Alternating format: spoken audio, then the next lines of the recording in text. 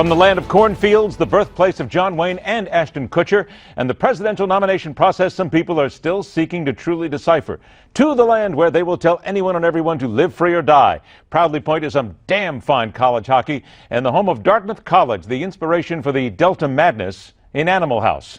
The American political promise train is heading east, where the selection process is very different, and perhaps one candidate should maybe think about staying home.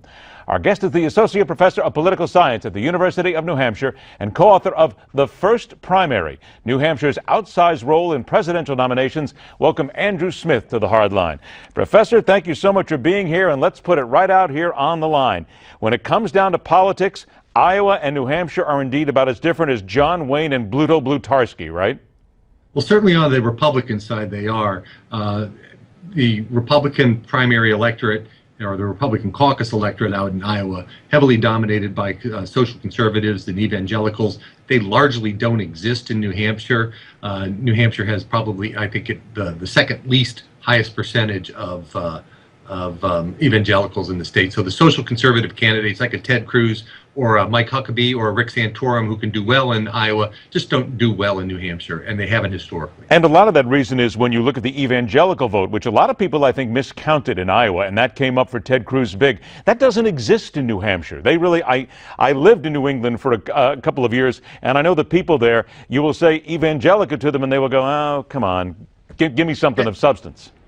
It only makes up about 22% of the Republican electorate here, and even the evangelicals here are certainly a different stripe than you see out in Iowa. This is a state which is the second least religious state in the country by studies done by the Gallup organization, and Republicans are largely pro-choice. They aren't concerned about issues like gay marriage because you don't have that religious underpinning within the Republican Party that you see in other parts of the country. What then should the winners and the second and third place finishers in Iowa then take into New Hampshire that will work for them? Well, I think all of them are going to have to downplay expectations, first of all, and Ted Cruz primarily, because I don't think there's much of a chance that he will win in New Hampshire given its history and also given the fact that there aren't that many evangelical voters. I should point out that no Republican has, other than a sitting president, has won Iowa and New Hampshire in the same year. So that's the first thing for Cruz. Downplay expectations and hope you get to South Carolina that way. For Marco Rubio, I think what he's going to have to try to do is convince the more moderate Republican voters here to not vote for Chris Christie or John Kasich, etc. Those candidates have been fighting each other quite furiously over the last several weeks, both on the radio, television, and in campaign ads. But Donald Trump is going to have to convince people, I think, to stick with him. That loss in Iowa was more of an aberration, and that he'll be back on track in New Hampshire. What about Hillary Clinton? I want to get back to some of these Republicans, but seeing as you're talking about what they need to take into New Hampshire then, what about Hillary and the possibility, some people have suggested maybe she should just go past New Hampshire right now, go to South Carolina and start working there, because there is no chance in Hades that she could ever defeat Bernie Sanders in New Hampshire.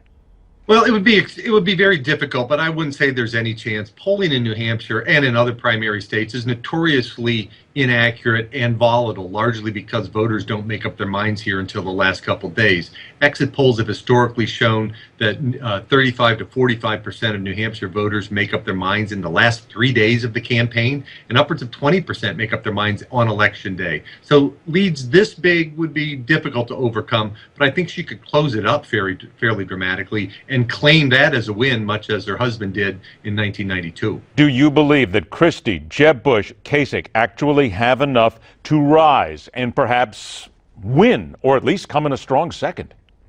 Well, Donald Trump's at about 30% in our most recent polls. All of those other guys, including Rubio and Ted Cruz, are at about 10%. I could see Donald Trump dropping 5 to 10%. Certainly that would be plausible. I could see any of those other candidates increasing 5 to 10%. I think Bush and Kasich probably have the hardest chance, largely because conservative talk radio, which about 20% to 25% of Republicans here routinely listen to, have been hammering both Kasich and Bush as mainstream moderate Republican candidates that are unacceptable. So I think they're going to have a more difficult time than a Christie or a Rubio will be able to have in solidifying that more moderate vote. I know it's very difficult, but in 20 seconds, can you tell us exactly in simple English what is an open primary?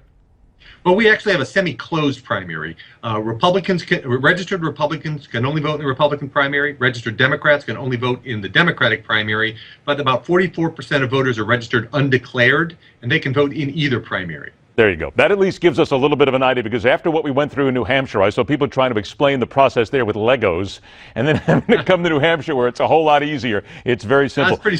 It's pretty straightforward here. There you go. Professor Andrew Smith, I want to thank you very much. And please, we may talk to you again after New Hampshire, because basically you know more about it than a lot of people do. And thank goodness you can explain it easy. Thanks so much for joining us.